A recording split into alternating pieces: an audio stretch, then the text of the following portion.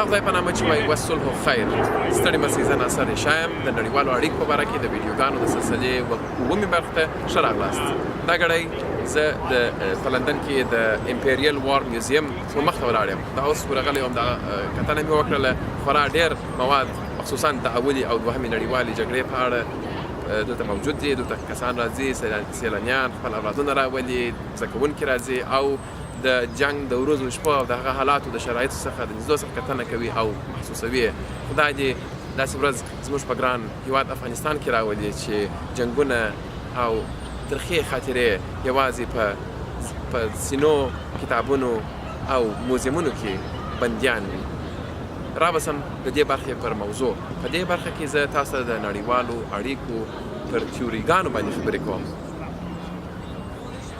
بې له دې چې نور توضیحات ته لاړ سم، خراسان به راسم وتښتېد. مخکې تر دې چې د نړیوالو اړیکو په اړه د تیوریګانو بحث راوموښلوم، وارد واره به دا وګورو چې د تیوري په خپله څه شي ده.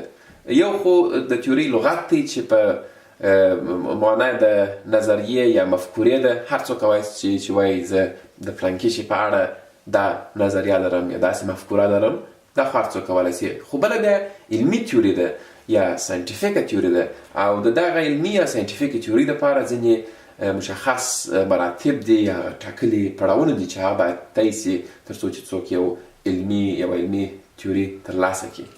مثلا د یوې درختې څخه یو سیب راولوېدی، یو شخص په نامه د نیوټن دا مشاهده کړل، دا پدیده مشاهده کړل او د په ذهن کې یو فرضیه ترسیم کړل چې ښایي مځکه د جاذبې قوه ولري. ولې دا سیب خامخا کښته راغلی، ولې لوړ نه ولاړی، ولې پر بغل دې خوا او ها خوا ته نه ولاړی؟ نو ده ویل چې ښایي د مځکه چې ده دا د جاذبې قوه ولري. نو د هغه خپله فرضیه و ازمایښت ور واچول، ویې کتل چې بل څیب هم کښته راځي، ډبره چې به یې وغورځول هغه به هم بېرته د مځکې یو خوا ته را روانه وه. د لوړ ځای څخه به چې یو شی وغورځوئ هغه به هم مځکې یو خوا ته را روانه وه. نو ده چې کومه فرضیه وه چې مځکه به د جاذبې قوه لري، هغه په نتیجه مثبته شوله او دلته موږ ته یو علمي تیوري د جاذبې د قوې د مځکې د جاذبې د قوې په لاس راغله. دې موږ ته څه ګټه ورسول؟ دې موږ ته دا توضیح کړل چې که یو شی لوړ وغورځول سي یا لوړ او د هغه ځای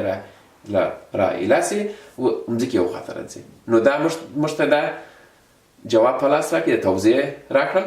د توضیح په مرسته موږ کولی سو چې راتلونکې پیشبیني کړو او یو اټکل وکړو یا وړاندوینه وکړو. نو موږ پوهېږو که یو شی لوړ وي او د هغه ځای راخطا سي مځکې ته راځي. ځکه نو بیا موږ که یو کوچنی پر دیوال ځغلي یا پر بام باندې موږ ورته کارېږو چې اوس به راولوېږه، په دې چې موږ دا اټکل کولی سو چې مځکه د جاذبې قوه لري او که دی خطا سي پر مځکه به وموښلي. په نړیوالو اړیکو کې هم دغه تیوریګانې چې دي، علمي تیوریګانې خورا مهمې دي. موږ د دې لپاره چې په نړیوال سیاست باندې وپوهېږو چې دا څنګه چلیږي، د دې لپاره بېلابېلې تیورۍ لرو، یعنې بېلابېلې فرضیې لرو چې هغه بیا تر ازمایښت تر دورې تېر شوي دي، بېلې نتیجې ورکړي او موږ ته بېلې تیوریګانې په لاس راکړي دي چې هغه موږ ته د نړیوال سیاست په اړه دغسې توضیح راکوي چې دا څنګه پر کوم مسیر روانې دي او ولې پېښې کېږي، ولې جنګ پېښېږي، ولې سوله پېښېږي.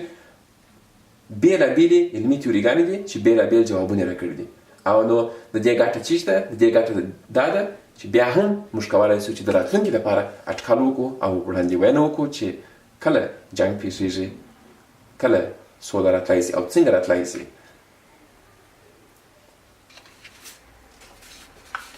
نو د دې لپاره چې یو ګام نور د نړیوالو اړیکو تیوریانو یا تیوریګانو ته، البته زه ډاډه نه وم چې دې ته کم د تیورۍ جمع چې د تیورۍ دي، تیوریګانې دي که تیوریانې دي، خو په هر ترتیب. نو موږ به دلته یو مثال راوړو، یو کیس سټډي به راوړو د عراق د یرغل.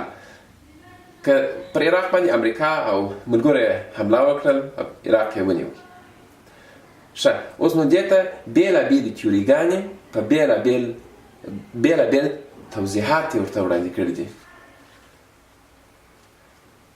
مخکې د دې چې نور وړاندې ولاړ سم، یو وار دا درته وایم چې دغه د ټرمینالوژي په اړه باید یو څه پام وکړئ. کله چې په نړیوالو اړیکو کې زه د تیوریګانو نومونه کاروم، دا هغه په هغه معنا نه دي چې تاسې شاید مخکې اورېدلي. مثلا ریالیزم هغه د ادبیاتو د فلسفې ریالیزم نه دی. دلته زما د ریالیزم څخه هدف سیاسي ریالیزم دی چې وروسته بیا زه پر دې باندې مفصل بحثونه ولرم. یا مثلا که موږ لیبرالیزم یادوو، دا هغه اقتصادي لیبرالیزم نه دی چې په اقتصاد کې موږ مطالعه کوو. نو دا خبره د ځان سره نوټ کړئ. ښه، نو په عراق کې پر عراق باندې یرغل وسو. ریالیستان چې وایي ریالیزم چې دی، دوی و دغه یرغل ته په دې سترګه ګوري چې دا امریکا او دغه غرب غوښتل چې خپل قدرت ته پراخولو دپاره پر عراق باندې حمله وکړله او دوی هدف اصلا د رژیم ړنګول و. دا نه و چې دا د ډلې ییزې وژنې د اسلحو او دا نورې کیسې نه وې. هغه صرف دا و چې دوی غوښتل چې هلته خپل نفوذ زیات کړي په دا منطقه کې، او بل هدف یې دا و چې د خپلو خلکو دپاره د غچ اخیستلو چې هلته د نمه د سپټمبر د پیښې د 11 د سپټمبر پیښه رامنځته سوې وه، او د دې لپاره چې خپل خلک یو څه ساړه کړي، دغه دپاره د غچ اخیستلو یو بل یو نیرنګ و. نو په خورا منفي سترګو ورته ګوري ریالیزم و دا د عراق و یرغل ته. خو لیبرالیزم بیا پر دا بل اړخ هغه وایي چې یا دا خو ښه کار وسو، دا خو د ډیموکراسۍ د ودې دپاره دا کار وسو، او دا خو باید دیکتاتوري د منځه ولاړې سي، او دا هیوادونه او دولتونه یو د بل ترمنځ باید همکاري سره وکړي. او په عراق کې خو یو دیکتاتور و، هلته د وګړو بشري حقوق تر پښو لاندې کېدل، او د ملګرو ملتونو نقش مهم بولي، او داسې نور مسایل بیانوي. مارکسیزم چې بیا دی، هغه به بلکل یو مخالف یو د دید لري. هغه وایي چې په عراق کې چې جنګ و، دا اصلا پر تیلو، دا اصلا د اقتصادي لویو طبقاتو ټکر و چې دلته د دوی د ګټو ټکر و. وبخښئ، هغه و. بل دا و چې دا یو طبقاتي جګړه وه چې هلته د شاهي کورنۍ وه، او دلته د خلکو د عامه طبقه وه. نو د یوه عراق و یرغل ته بېلابېل تیوریګانې په بېلابېل نظرونه ګوري. تر بل وارې مو په خدای سپارم. خدای په امان.